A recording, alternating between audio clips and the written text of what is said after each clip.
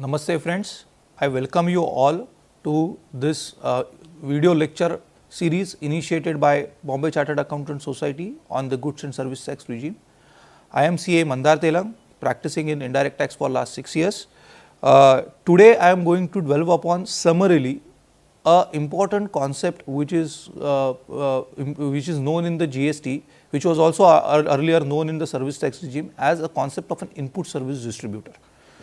What is also important in the GST, which is a little bit different from what we were having in the service tax, is the concept of cross charge. So today we are going to see in a whatever time allotted to us as to what is this concept of input service distributor and what is this concept of cross charge.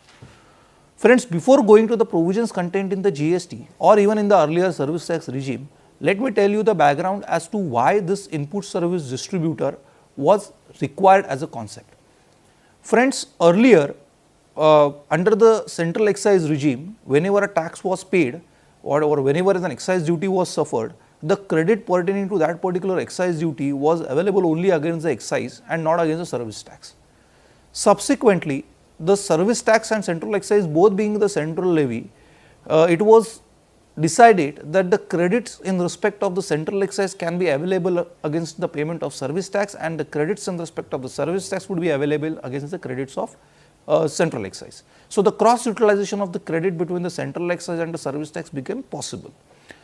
Now, under the service tax, we had the two types of registration, namely the single centralized registration and the single premise based registration, whereas under the excise law, we always have a concept of a single premise based registration, because unlike in the case of the services which has no physical existence, in the case of the goods where the duty was required to be paid at the time of the removal of the goods from the factory, the excise based audits or the factory based audits were the most important, and therefore, every factory was having its own requirement of getting themselves registered with the authorities, excise authorities.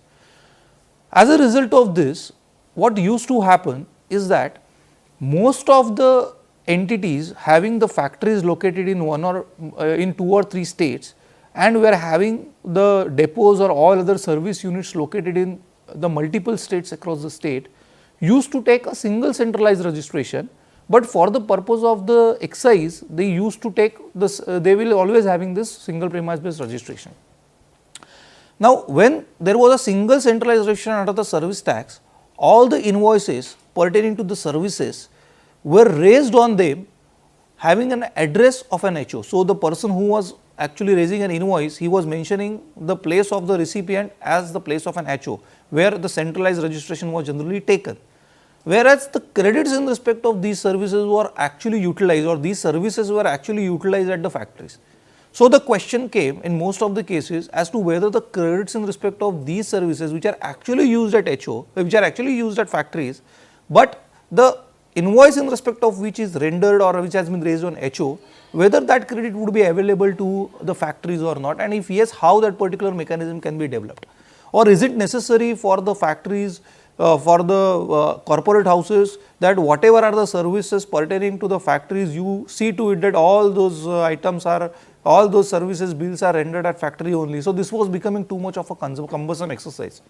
So, in order to ensure that this cumbersomeness in the entire process is reduced and a centralized system is allowed, so that irrespective of whether the invoices of the services are raised at HO, the factories should be allowed to get the credit in respect of that particular item without compromising anywhere on the quality part of it or the audit part of it. It was decided to bring the concept of a input service distributor. So, the first and foremost is that input service distributor is only an administrative mechanism to pass on the credits pertaining to an eligible unit to that unit only without compromising anyhow on the audit part of it. That is the concept of an input service distributor. Now, initially under the service tax law, when this input service distributor concept was introduced, the provisions were like this, that suppose I am having my head office at Bombay and my factory is at Baddi, then all the particular service is used for the purpose of my factory at Baddi, the service provider will raise a bill on me at Bombay, the invoice will contain the address of the recipient as Bombay, the Bombay will basically take a registration as an input service distributor, and then whatever are the credits which are lying with him at Bombay, it will distribute that particular credit to its factories. Now, initially there was no requirement that you should give the credits only to the factory at where the services have been used, because the concept was that as long as the credit is permissible, you can use that credit anywhere in any factory where you require it. So, suppose I was having 3 factories, one at Baddi, another is at say Gujarat, third is at Sikkim, and if I am having the credits pertaining to the Baddi factory and the Sikkim factory, but I want to give that particular credit to Gujarat, it was possible for me under the earlier law to give this particular credit to any one of the factory of my choice.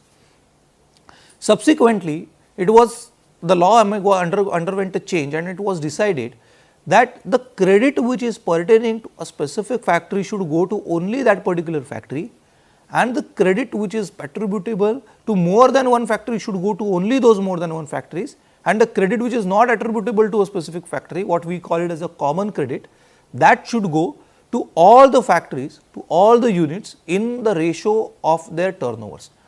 Now, this is where the manner of distribution was introduced under the service tax law for the purpose of this input service distributor. And just before everything, the input service distributor is a concept which will work only in respect of input services and not in respect of goods. So, whatever we are discussing right now here is applicable only in respect of the concept of input services and not applicable to the goods per se. So, this manner of distribution of the credits which are accumulated at the HO level or at the ISD level, how they can be distributed and when they can be distributed, that particular provision was introduced in the provisions of the service tax law as it was prevailing before the GST regime. But what was important is that the timing at which you are supposed to distribute that credit was never prescribed in the law. So, the company was under its own choice as to when they want to distribute the credit to the other units, and depending upon the requirements, they were distributing the credits, they were making the calculation and they were distributing the credits in the prescribed turnover ratio or as may be required to be distributed as specified in rule 7 of the CENVAT credit rules. In that ratio, in that manner, they were distributing that particular credit. In the GST regime, whatever was there in the input service distribution manner in rule 7, the same concept has brought in the similar fashion in the GST regime. What is more additional point that they have introduced is that now they have also defined when you are supposed to distribute that credit to your other units. So, now what the law says is that you are required to distribute the credits to your other units in the same month in which you are getting the credits. So, now there is no option left as to the credit pertaining to July can be given in the month of August or September, as long as the credits are coming in the GST year 2 of the input service distributor, immediately same month that credit will be distributed to the remaining units or to the other units which are eligible and in accordance with the provisions which are contained. So, it is section 20 and 21 of the Pro Act which are dealing with the how the manner in which the distribution should take place, and in addition to it there are certain rules which are prescribed under the input tax credit rules which are dealing with the manner of distribution of the credits under the GST rule. So, this is what the law is giving a broad framework of how to deal with it. As I said, this input service distributor needs to obtain a separate registration under the Act. It acts as a distribution facility. It cannot convert an ineligible credit into an eligible credit. So, input service distributor is just a distribution facility. Once you take a registration as an input service distributor, in that particular case, whatever are the invoices which are raised upon you, those invoices will be raised in the name of an input service distributor. Now, please note, input service distributors registration and your regular registration are two different aspects. ISD registration, there is no charge. It is only a pass-through mechanism.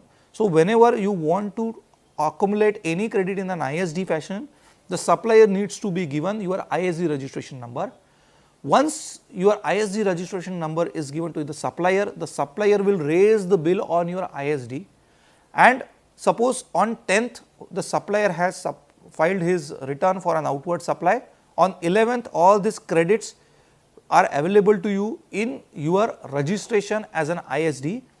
By 13th, you have to make all the reconciliation of the credits, matching of the credits, put your claim into the system, and by 13th of every month, an ISD is required to file his return in GSTR 6 so as to enable the other receiving units or eligible units to pass on that particular credit. Now, in this return, they will be required to show how much is the credit that they have got from various suppliers and how they are distributing this particular credit to other eligible units which are spread across the India. So, in my humble opinion, when it comes to an ISD, it is not necessary that you need to have an ISD in each state. It is only a distribution mechanism. It does not give you any planning mechanism. So, therefore, even if you have got one input service distributor in any state, the credits pertaining to the other states, it should be possible for you to avail the credit and distribute the credit in other states through that single registration as an ISD. Now, friends, how that particular credit is required to be distributed, for that also there is a specific provision in the law. Say for example, if there is any recipient which is located in Maharashtra, say for example, ISD has obtained a registration in Maharashtra and the eligible unit or the units to which that particular credit is to be distributed is also located in Maharashtra, then whatever is your credit, that credit will be distributed to that particular eligible unit as a CGST or SGST. So, a credit in respect of the CGST would be passed on to that particular unit which is located into Maharashtra as a CGST credit. A credit in respect of SGST would be passed on to that particular unit in the Maharashtra as an SGST credit, and the credit which is an IGST credit which this Maharashtra item unit is ISD is availing would also be passed on to that particular unit as an CGST credit or as an IGST credit. Now, here there is some repercussion, some differentiation or ambiguity in what the rules are specifying and what the Act is specifying. Whereas, in the Act, the credit in respect of IGST can be allowed to be passed on either as an IGST credit or as a CGST credit or as an SGST credit. The rule specifies that it has to be transferred to the unit whether located in Maharashtra or abroad as an IGST credit only. So, there is some sort of a unreconciliation between what the Act is saying and the rule is saying. When a particular unit is not located in Maharashtra, that means your ISD is registered, ISD is situated in Maharashtra, but the units are located outside Maharashtra. In that particular case, if the ISD, whatever CGST credit is available to that particular unit in Maharashtra, ISD in Maharashtra, it will say, so for example, your other eligible credit unit is located in Punjab. So, Maharashtra, if it has got a CGST credit, it will pass on that CGST credit to a unit outside Maharashtra or at Punjab as an IGST credit. If it has got a central tax or the SGST credit available with it, it will pass on that particular credit to a unit outside that particular state, that is in a unit in Punjab as an IGST credit. If it has got a UTGST credit, that also it will pass on to the that Punjab state as an IGST credit, and if it has got an integrated tax or IGST credit, it will also pass on that particular state to an IGST credit. So, the sum and substance is like this, that if the input service distributor and the eligible unit both are located in the same state, most of the times the credits will be passed on to them either as a CGST credit or an SGST credit or as an IGST credit. But if a particular unit is located, if an ISD is located in the same state and eligible unit is located in the different state, then the credits will be passed on to that particular entity as an IGST credit. So, this is what we call as a entire structure of a input service distributor. Now, if a credit is not otherwise available to the unit in the absence of an IGST, then that credit would not be otherwise available to you even by using an IGST. I will give you an example. Suppose I am having a registration in Maharashtra. Suppose there is an event happening, say in Gujarat.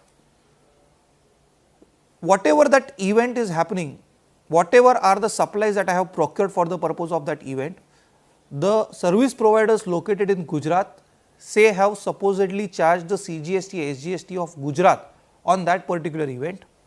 I am located in Maharashtra, I do not have a registration in Gujarat. Then in that particular case, merely by taking a registration as an ISD in the Gujarat state, I would not be in a position to get the credit of that CGST, SGST in Gujarat. In order to get the credit of that CGST and SGST in Gujarat, the right course of action would be to get myself registered in that particular state. Because as I am telling, the ISD is only a distribution mechanism, it is not determining the eligibility of the credit per se. So, in that particular fashion, therefore, irrespective of where your credits are accumulated, even if there is one single ISD which is available or which is allowed to you, you can take that particular one ISD. In my view, there are obviously different views coming in this particular scenario, but in my view, it is not required for you to take a registration in all the states. So far as the ISD is concerned, one registration would suffice. Now, then what is this cross charge? See, when we are talking about the input service distributor is a concept which is dealing with the distribution of the credit. It means that the credit is lying at a central place and now you are distributing that particular credit at various units. On the other hand, the cross charge is a concept which is used for the purpose of accumulation of credit. That means the credits are spread across various states. Now, you want to bring it to one particular location. When that can happen, say for example, you have got a factory located at one place from where the actual supply is happening and you are having different sales units which are located in different states. Now, because there is some sort of a activity which is happening in another state, though not a supply, there are some input services which are being rendered at that particular state. There would be some credits which are lying in these different states. Now, if you do not take a registration in that particular state, the credits will be lost to you. So, if you take a registration in that particular state, unless and until there is a cross charge, that means some bill is or invoice is raised by those particular units on your central unit from where you are actually making a supply, the credits will always lie over there. You will not be in a position to utilize that particular credit. In order to make use of that particular credit which is scattered at different locations, those locations should be required to raise an invoice from those locations on the central unit. Only then the credit which is lying over there would be utilized against the payment of an output supply, that is this cross charge which is happening from those location to a central location, and the credit will be passed on to this particular central location.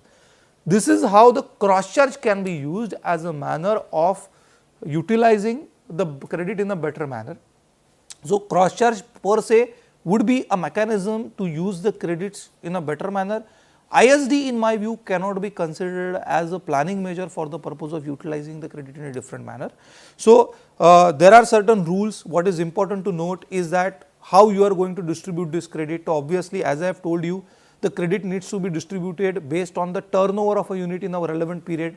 Now, that relevant period is the preceding financial year. If the preceding financial year is not available, then you have to take the current year, the previous year's period only, which is the previous quarter which is available to you. So, on the basis of that, you need to distribute that particular credit. So, that is how that particular credit needs to be distributed. Then, when you are talking about the credit note, see what is going to happen is that the input service distributor is going to get a credit from a supplier and you are going to distribute that credit in the same month to your other units. Now, for some reason, there is any credit note which is issued to by the supplier on the input service distributor, then that credit note would have an impact on reducing the credit in the hands of the input service distributor. The law says that such credit notes should be distributed to the specific units to which the original invoice was distributed, the credit as per the original invoice was distributed in the same ratio in which that original credit has gone. So, that means you have to now, so far as the credit notes, you have to now have a one-to-one correlation as to in which proportion you had distributed this credit of original invoice to various units. In the same proportion, you would be required to distribute the credit in respect of the credit notes to others. As regards the debit notes, which has got the possibility of increases in the credit, there is no such correlation required. So, whenever ISD is getting a debit note from a supplier, he will be required to distribute the credit pertaining to that particular debit note in the same ratio in which, depending upon the same month in which that particular debit note is given. For that, you do not have to look at what was the original invoice when that particular credit note, that is not required. So, as regards the credit note, the original referencing is required. As regards the debit note, original referencing is not required. Now, the rules as it was there before, that the credit pertaining to the specific unit should go to that unit only, the credit pertaining to more than one unit should go to that unit only, are also there. And let me tell you one more important aspect is that the credit distribution under the GST is to all units, whether that unit is registered or unregistered. That means even if your particular unit is unregistered, you will be required to distribute the credit to that particular unit, and in that particular credit, because that credit is unregistered, that particular credit becomes your cost or your blocked credit, and in that particular case you won't be in a position to use that credit to your advantage. So therefore, the distribution of the credit to an ineligible unit or to an unregistered unit is also a cause of concern. And there could be a possibility that whether a particular credit relates to a particular unit or not, on that there could be some sort of a litigation might come in future. So the concept of ISD needs to be implemented in a very careful manner. The distribution needs to be done tax wise. So ISGST credit, the distribution needs to, all the IGST credits needs to be distributed in a particular manner, or the CGST credit needs to be distributed separately, all the SGST credits needs to be distributed separately. They have to be reported accordingly in your ISD returns. The credit needs to be distributed based on the invoice which is called as an ISD invoice, which is to be issued by that particular ISD. The contents of that particular ISD invoices are also been specified clearly in the rules relating to the invoices. So therefore, this entire mechanism is in a way a very strictly monitored mechanism, and therefore probably the right course of action nowadays is, instead of going to an ISD mechanism wherever a particular credit is directly attributable to a particular unit, you see to it that that particular expenses are booked in that unit itself instead of getting it into the ISD, because if it comes into an ISD, then again you have to give it to that unit only.